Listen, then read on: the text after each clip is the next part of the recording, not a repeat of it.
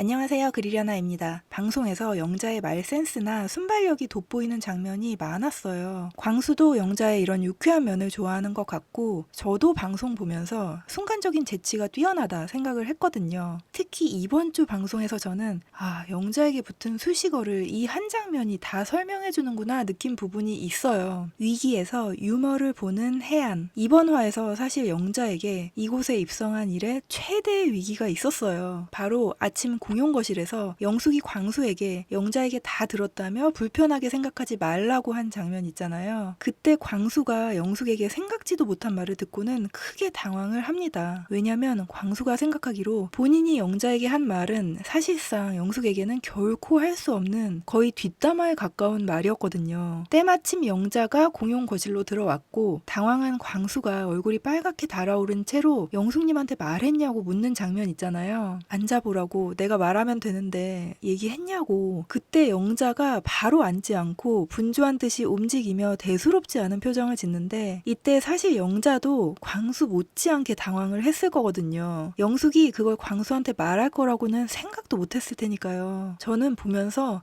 저 상황을 도대체 어떻게 모면해야 될까? 광수의 말을 옮긴 게 드러남으로써 신뢰가 훼손될 수도 있는 상황이었던 거잖아요. 근데 여기서 영자가 태연하고 당당하게 말해야지, 확인사살 해야지 하는데 저로서는 정말 상상도 못한 임기응변이었어요. 도리어 너를 쟁취하기 위해 난 이 정도도 해. 왜 못해? 경쟁자 제거해야지 하는 포지션으로 가는데 그걸 또 농담을 곁들이니까 광수는 순간 웃음이 터지면서 오히려 긴장이 해소가 되는 거죠. 순간 광수는 영자가 말을 옮긴 사람으로 여겨지기보다 그 행동이 내 마음을 얻기 위한 특단의 조치이자 용기였다고 느껴질지도 모를 일이에요. 전날 앞뒤가 다른 듯한 영숙을 경험한 뒤라서 광수 입장에서 영자는 공공연하고 당당하게 오직 나에게만 마음을 주는 일관된 사람으로 보일 수도 있는 거죠. 이렇게 나의 위기를 모면하기 위한 거짓말은 상황에 따라 할 수도 있어요. 근데 영자는 타인에게도 상황을 모면하기 위해서라면 불편한 진실을 가리려는 이 태도를 유도한다는 특징이 있어요. 전에 경수가 쌈을 잘못 전달한 것에 대해 진지하게 고민하며 영자에게 상담을 했는데 끝까지 말하지 말고 숨기라는 피드백을 줬었고 물론 그게 100% 경수의 자백 시기를 늦춘 건 아니겠지만 일말의 심리적인 위안을 줬을 거란 말이에요. 다음날 모든 게 밝혀지는 작은 소동 속에서도 영자는 본인이 알고 있었다는 게 문제가 되기 전 과한 액션으로 무릎을 꿇으며 장난스럽게 모면했단 말이에요. 근데 정숙 입장에서 나중에 곰곰 생각했을 때 영자가 말하지 말라는 피드백을 줬다는 걸 떠올린다면 썩 기분이 좋지는 않을 것 같거든요. 영자의 이런 특성은 영숙과 심리적 장벽이 허물어지며 극대화되어집니다. 지금부터는 남녀 관계가 아닌 동성 간의 연대가 형성되는 과정에 대한 얘기인데요. 사회생활을 하다 보면 어디에서든 그 그룹 내에서 나와 마음이 맞는 사람이 누굴지 물색을 하게 되잖아요. 물색이 끝나면 그 사람과 남들과는 다른 더 깊이 있는 대화를 하게 되고 그러기 위해 상대의 대화 스타일이나 내 말을 듣는 태도 같은 걸 살피며 교감이 되는지 대화가 더 나아가도 되는지를 판단하게 된단 말이에요. 저는 이게 확실히 남자보다 여자가 더 발달했다고 생각을 하는데 이 과정이 풀어서 말하니 길어 보이지만 사실 몇 마디 나눠보면 결정이 됩니다. 근데 상대와 가장 빠르게 긴밀한 관계가 형성되고 유대감이 강화되는 방법은 누군가의 험담을 하는 거예요. 저는 영숙이 영수에게 완곡하게 거절하지 못하는 몇 가지 이유 중 하나는 룸메이트인 영자의 영향이라는 것도 무시할 수 없다고 생각을 합니다. 영숙과 영자가 같은 방을 쓰기 때문에 둘만의 대화 시간이 방송에 잡히는 것만 해도 꽤 많아요. 근데 처음 남자 출연자에 대해 이야기했을 때는 두 사람 다 나름대로 상대에 대한 존중을 갖췄었습니다. 첫 데이트 후 영수와 종교 문제가 걸려서 의구심이 들었던 영숙이 그 문제에 대해 영자에게 이야기할 때는 정말 좋으신 분인데 그 종교적인 부분이 걸린다. 그 사람이 문제가 아니라 내 과거 트라우마에 의한 문제다. 이런 식으로 조심스럽게 서로의 다름에 대해 이야기를 해요. 영자도 마찬가지고요. 근데 시간이 흐를수록 서로의 관계에 대한 부분보다 상대 남성을 은근히 무시하거나 조롱하는 방향으로 흘러가거든요. 두 번째 대화 장면은 이순이 데이트를 마치고 영수가 찾아왔을 때 영자가 회피하도록 도왔던 그날이에요. 둘의 대화는 영철의 이야기로 시작이 돼요. 영자가 영철의 1순위가 영숙이었다는 걸 말해주면서 슬슬 시작이 되는데요. 영철이 2순위로 나를 선택하며 귓속말로 1순위를 말해줬는데 그게 바로 너다. 난감해하며 전혀 몰랐다는 영숙의 말에 화상 그냥 중증도 순위인 줄 알았는데 알고 보니 마음의 순위였다며 살짝 장난스러운 분위기로 흘러갑니다. 그렇게 영철 이야기를 하다가 자연스럽게 영수 이야기로 넘어가는데, 이때 대화 중에 영숙이 저녁에 얘기하기로 해서 이따가 그 종교적인 장벽 이야기를 해야 하나 싶다. 근데 말하기 어렵다. 이런 말도 하거든요. 그때 마침 영수가 영숙을 찾아오죠. 영자는 일단 시간을 벌어주기 위해 기다리라고 해놓고 문 밖에 영수에게 소리가 들리지 않도록 영숙과 제스처로 대화를 하는데,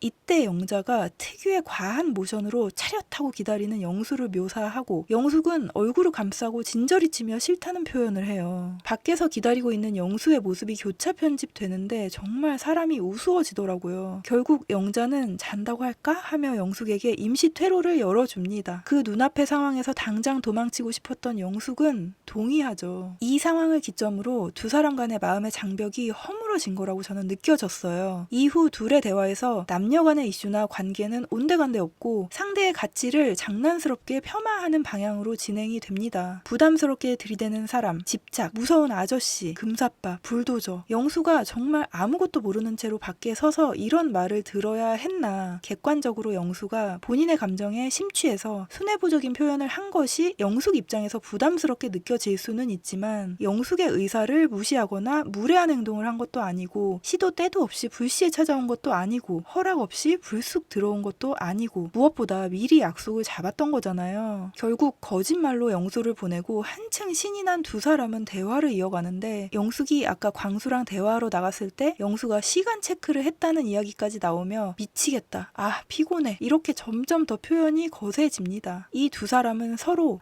이 사람은 내 이 정도 말에 공감을 하고 재미있어 하는구나, 불쾌해하지 않고 동조하는구나, 통하는구나. 그럼 그때부터는 수위가 좀 올라가도 아무렇지 않은 거예요. 둘 사이에서는 은연중에 서로에 대한 검증이 끝났고 그 보이지 않는 장벽이 허물어졌어요. 분명 처음에는 좋으신 분인데 종교적인 문제가 걸린다라고 사람 자체를 존중하되 나와 안 맞을 것 같다, 이렇게 사람 자체보다 둘 사이의 관계에서의 문제점에 대해 말을 꺼냈었는데, 이제 그 사람이 이상해가 돼버렸어요. 순식간에. 사람들끼리 누굴 험담을 하고자 할 때 처음에는 상대의 눈치를 보게 되거든요. 험담이라는 게 자극적이고 흥미로운 대화 주제지만 자칫 신뢰를 잃거나 갈등을 조장시킬 수 있기 때문에 조심스럽잖아요. 비난의 대상이 공공의 적이라 할지라도 그 말을 듣는 상대가 뒷담화 자체를 싫어하는 도덕적 기준이 높은 사람일 수도 있고, 내가 이 정도 말을 했을 때 용인할지 동조할지 검열을 해야지 무턱대고 했다가는 도리어 내가 곤란한 상황에 처하거나 부메랑처럼 내 평판에 역풍을 맞는 일이 생길 수 있으니까요. 그래서 보통 어떻게 하죠? 수위 낮은 몇 마디를 던지며 상대가 나에게 동조할 준비가 되어 있는지 판단을 하죠. 그분 있잖아, 참 좋은 점 많으신 분인데 가만 보니 이런 문제가 조금 있더라, 그랬는데 듣는 사람의 반응이 뜨뜻미지근하면 장점에 대한 이야기로 험담을 피하고 주제를 바꾸게 되는데, 만약에 너도 느꼈어? 아 진짜 무서워, 너무 싫어, 이렇게 나온다고 생각해보세요. 옳다쿠나 신이 나서 그 수위가 점점 높아지고 그들은 만나기만 하면 험담 위주의 대화로 이어지는 험담 메이트가 될 거예요. 둘 사이에 그 어떤 주제도 그것보다 재밌을 수는 없거든요. 영수 입장에서는 아침에 미리 다녀와서 대화하자고 이야기가 되어 있었고 잠들었다고 하니 더 묻지도 않고 알았다며 돌아갔을 뿐인데 한순간 우스꽝스러운 사람이 돼버렸어요. 만약 룸메이트가 영숙의 고민 속 영수에 대한 존중의 태도가 깔려 있었다면 영숙 역시 지금보다는 더 무게감 있게 고민했을 수도 있고, 이제는 영수를 위해 이야기를 해야 할 것 같다는 조언을 해줬더라면 이렇게 마치 스토커 같은 이미지로 전락하진 않았을 거라고 생각해요. 나중에 영숙이 상철, 정희, 영자가 있는 방에 들어와서 영수가 너무 진심으로 다가와서 도저히 말을 못하겠다는 말을 또 영수를 제외한 다수의 사람들에게 꺼냅니다. 그 말을 들은 영자가 영숙의 마음에 동조하며 미치겠네, 그런 말을 어떻게 해 거기다 대고, 이런 식으로 다시 한번 영숙의 행동에 당위성을 부여해줘요. 영숙이 말을 안 하는 것이 문제가 아니라 영수의 고집스러운 태도가 문제인 것처럼, 그럼 그 자리에 같이 있던 상철, 정희에게도 영수에 대해서는 집착하는 사람의 이미지가 새겨지는 거죠. 그건 영수의 또 다른 기회마저 앗아가는 행동 아닐까요? 때마침 또 영수가 찾아왔고 상철이 나가는데 그때 영숙이 방으로 숨어버리죠. 그러니까 상철이 본능적으로 영수를 경계하며 영숙을 숨기려고 해요. 아마 영수가 물어보지 않았으면 상철은 영숙의 행방에 대해 말을 안 했을 거예요. 왜냐면 방금 전 대화를 통해 마치 영숙을 숨겨줘야 될 것 같은 인상을 받은 거죠. 웃어요. 영수가 가자마자 영자가 또 나무꾼 피하는 사슴이라면서 둘이 사냥꾼이냐 헌터냐 하며 너무 신나게 웃는단 말이에요. 어쨌든 그 농담이 재미가 있으니 상철도 같이 웃어요. 이게 유머 감각이 누군가에게는 독이 되는 상황인 것 같습니다. 그냥 농담인데 왜 그렇게 진지하게 받아들여? 라는 분들이 제 구독자분들 중엔 안 계실 거라 믿지만 진지한 비난보다도 장난스러운 조롱이 더 잔인하고 처절한 데는 이유가 있어요. 조롱은 상대방에 대한 존중이 철저히 배제되어 있거든요. 논리적인 비난은 부정적일지라도 상대에 대한 어느 정도의 존중을 바탕으로 하기 때문에 대화를 통해 해명하거나 반박할 수 있는 기회가 주어지지만 조롱은 상대를 하찮게 여기는 태도가 숨겨져 있기 때문에 은밀하거나 일방적이라 이를 방어할 방법이 사실 잘 없습니다. 그래서 인지하게 될 경우 깊은 모욕감을 받게 되고 큰 상처를 안게 되죠. 저는 이번에 MC들도 답답했던 게 그 모습을 보고 현장에서는 타이밍이 잘 안 보이나 보다며 영숙 입장도 이해가 된다 하는데 도대체 여기서 타이밍이 무슨 상관이며 이해가 되긴 뭐가 돼요. 사람을 바보 만드는 걸 어떻게 이해해야 합니까? 다음날 아침 영수는 오히려 내가 오버했을지 모르겠다는 생각이 들었다면서 어떻게 받아들일지 잘 모르겠다. 수위 조절을 못한 것 같다며 전날 본인의 모습을 반추하는 장면이 나와요. 도움을 자처한 옥순이 영수의 의중을 영숙에게 전달하는데 거기서 영숙이 또 심장이 두근두근 거린다고 하지만 옆에 있던 정희는 별다른 동조를 안 하거든요. 결국 영숙이 나오고 영수가 직접적으로 물어요. 여러 명 가운데서 나를 어필하는 상황이 익숙치 않아서 경쟁 심리 때문에 오버한 것 같다. 내가 우위에 서야 된다는 생각이 지배해서 침착하지 못했다. 내가 이기적으로 일방통행한 거 아닌가 싶다. 그래서 물을게. 나 어떻게 생각해? 영수 질문의 요지는 나 혼자 너 좋다고 부담스럽게 들이댄 거야? 아니면 너도 나한테 마음이 있는 거야? 이건데 영숙은 주요 질문에 대한 대답은 회피하고 침착하지 못했다는 그 서론에 대해서만 그래 보이지 않았다. 전혀 그렇게 생각들지 않았다 하며 애매모호한 대답을 합니다. 그러니까 영수는 재차 물어요. 그래서 나에 대한 마음이 어떠냐고. 대답이 바로 안 나오고 앞에 사족이 많이 달리는 건 대부분 거짓말이라고 저는 보는데요. 영숙의 대답이 그래서 어제 인터뷰가 길어졌고 어제 진실된 마음을 많이 들은 것 같고 좀 생각도 많이 들었고 이렇게 얼버무리니 영수가 또 물어요. 그래서 어떤 생각이냐고. 더 이상 피할 수 없었던 영숙은 이따 얘기하자고 결국 또 나중으로 미룹니다. 영수는 이제 시간적인 여유도 없고 영숙과의 관계에서 의도치 않게 보여진 이미지 때문에 또 다른 기회를 얻기도